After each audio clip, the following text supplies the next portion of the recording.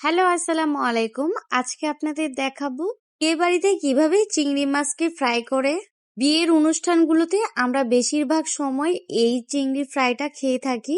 একেবারে বিয়ে বাড়ির মতোই হবে চিংড়ি মাছের এই ফ্রাইটা। চলুন তাহলে দেখে নিই। কতগুলো চিংড়ি মাছ নিয়ে নিলাম। চিংড়ি মাছের ময়লা এবং খোসাগুলো আমি ফেলে দিলাম। তারপর ভালোভাবে ধুয়ে নিয়েছি। চিংড়ি মাছগুলোতে স্বাদ মতো লবণ দিয়ে দিব। আমি হাফ চামচের মতো দিয়েছি। হাফ চামচ হলুদের গুঁড়ো দিয়ে দিচ্ছি এবং মরিচের গুঁড়াও হাফ চামচ দিয়ে দিব। এখন হাত দিয়ে ভালোভাবে মাখিয়ে নিতে হবে চিংড়ি মাছগুলোতে। একটা একটা করে চিংড়ি মাছের গায়ে লাগিয়ে নেবেন। আমার সবগুলো চিংড়ি মাছে লাগিয়ে নেওয়া হয়েছে। প্রথমে চিংড়ি মাছগুলোকে ভেজে নিতে হবে। ভেজে নেওয়ার আগে আমি কতগুলো সাসলিকের কাঠি নিয়ে নিব। সাসলিকের কাঠিগুলো নিয়ে আমি মাঝখান থেকে ভাগ করে নিব। যেহেতু কাঠির অনুযায়ী চিংড়ি মাছগুলো ছোট, তার জন্য আমি মাঝখান থেকে অর্ধেক করে নিব। কাঠিগুলোকে অর্ধেক করে নিলে মাছের সাইজে ঠিক হবে। মাঝখান থেকে ভাগ করে নেওয়ার পর একটা একটা করে চিংড়ি মাছগুলো নিয়ে কাঠির মধ্যে ঢুকিয়ে দিব। এতে করে চিংড়ি মাছগুলো সোজা থাকবে এবং ভাজতে সুবিধা হবে। বিয়ে বাড়িতেও কিন্তু ঠিক এইভাবেই কাজটা করে তারা। আমি আগে ভাবতাম যে তারা বিয়ে বাড়িতে এত সুন্দরভাবে মাছটাকে কিভাবে ফ্রাই করে। পরে একদিন আমি বাবুর্চি থেকে শিখে নিলাম। এখন আপনাদের দেখিয়ে দিচ্ছি যাতে করে আপনারাও বাসায় তৈরি করতে পারেন। কাঠি ঢুকানোর পরে একটু খেয়াল করে কাঠিটা ঢুকিয়ে দিবেন। অনেক সময় কিন্তু চিংড়ি মাছের বাহিরে কাঠি চলে আসে।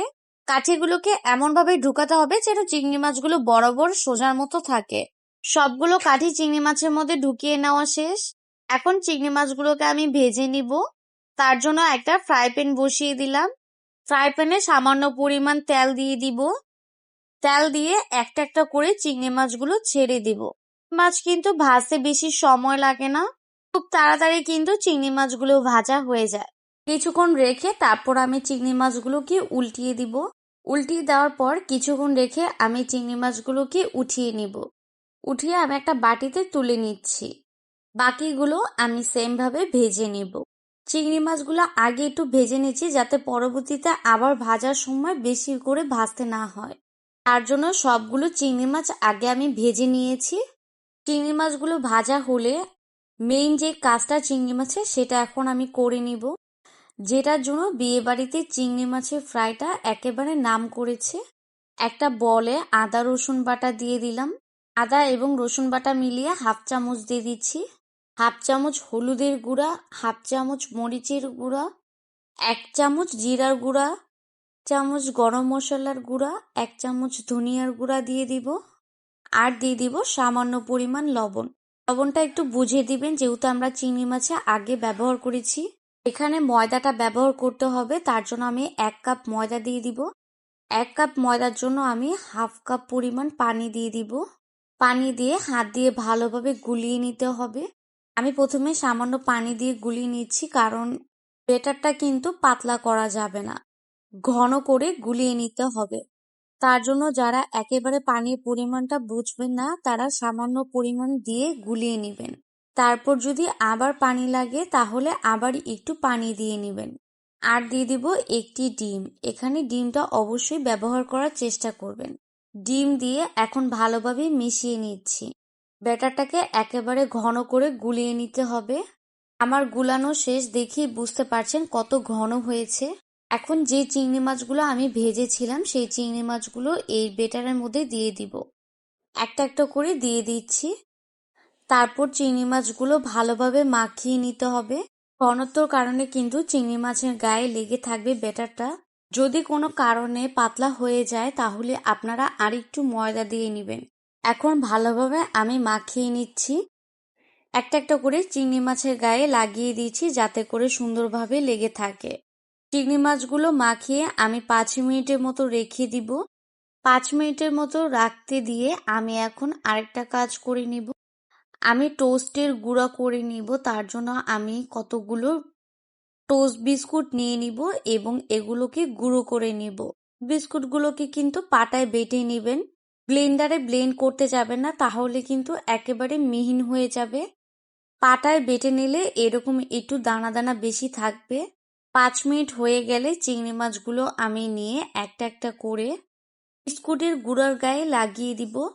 চিংড়ি মাছের কাঠিটাকে নিয়ে গুঁড়ার ভিতর গড়িয়ে দিতে হবে, তাহলে বিস্কুটের গুঁড়োগুলো সুন্দরভাবে লেগে থাকবে। আমি চারপাশ থেকে একটু লাগিয়ে নিচ্ছি ভালোভাবে এবং গুঁড়াগুলো উপর দিয়ে হাত দিয়ে দিচ্ছি যাতে করে ভালোভাবে সেট হয়ে যায়। আমার মাখিয়ে নেওয়া শেষ, এখন আমি বাটিতে তুলে নিচ্ছি। বাকি চিংড়ি মাছগুলো আমি সেম ভাবে করে নিব।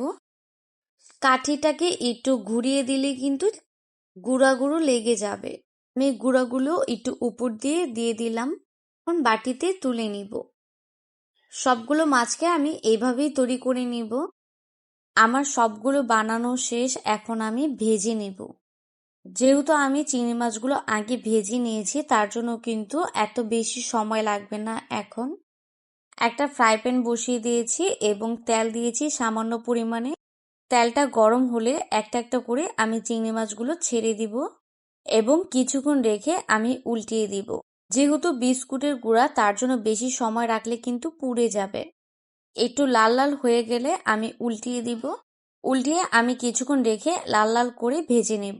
ভাজা হয়ে গেলে আমি উঠিয়ে নেব। 2 থেকে 3 মিনিটের মতো আমি ভেজে নিয়েছি। উঠিয়ে আমি বাকিগুলো সেমভাবে ভেজে নেব। এই বিয়েবাড়ির চিংড়ি ফ্রাইটা কিন্তু খুবই সহজ বানানো। এই চিংড়ি ফ্রাইটা চাইলে কিন্তু আপনারা বিকেলে নাস্তা হিসেবে সস দিয়েও খেতে পারেন, অথবা সবথেকে বেশি ভালো লাগবে সাদা পোলাওয়ের সাথে। সাদা পোলাও যখন আপনারা বানাবেন তখন এই রেসিপিটা অবশ্যই ট্রাই করবেন। ভালো লাগলে সাবস্ক্রাইব করবেন এবং লাইক দিবেন। নতুন নতুন ভিডিও পেতে হলে নোটিফিকেশনে ক্লিক করে রাখবেন। আল্লাহ হাফেজ।